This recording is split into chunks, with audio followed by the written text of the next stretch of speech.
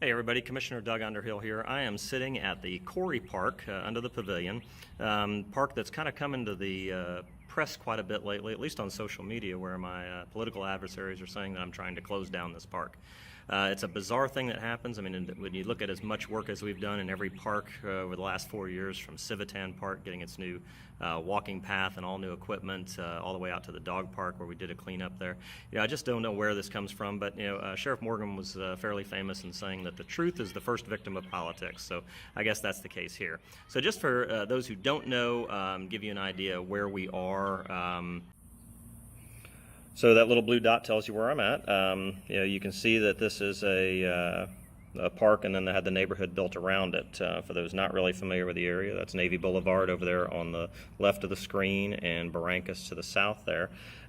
This neighborhood was all built around this park, and in fact, you can tell right here where it says the name of the street that it's on is Park Drive. That was smart engineering back then. A pocket park that I discussed on the dais is a park that is a vacant lot in a neighborhood somewhere that we then put on the rolls as a park, but it isn't really a park. So let me show you what that looks like. These are all the parks in District 2 and all the property that our park staff is required to maintain. Notice these that say hold for development, hold for development. Okay. Each one of these is a property that requires staff energy to maintain them, staff energy to police them, and we don't really have any plans for them.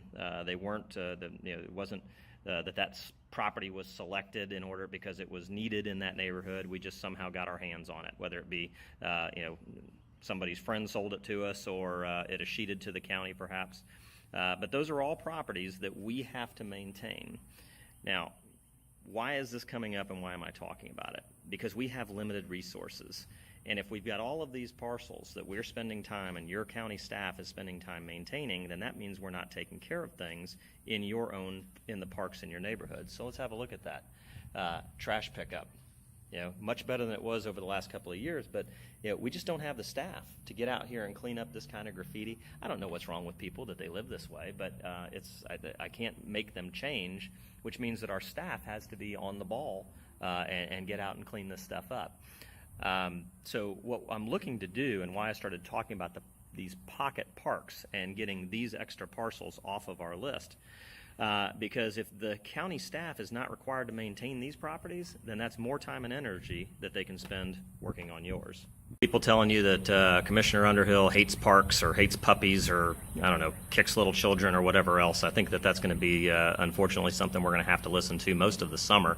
But if you look at a 4-year track record of success, you can see that we have put more energy into the parks on the west side. And I'm not just talking about the ones out on Perdido Key, but the ones on the west side, from the dog park on Perdido Key to the phenomenal Inner Park that's going in just next to Galvez Landing, to the children's park, Perdido Kids Park on Gulf Beach Highway, which just had a phenomenal complete renovation. Hats off to all the volunteers that made that happen.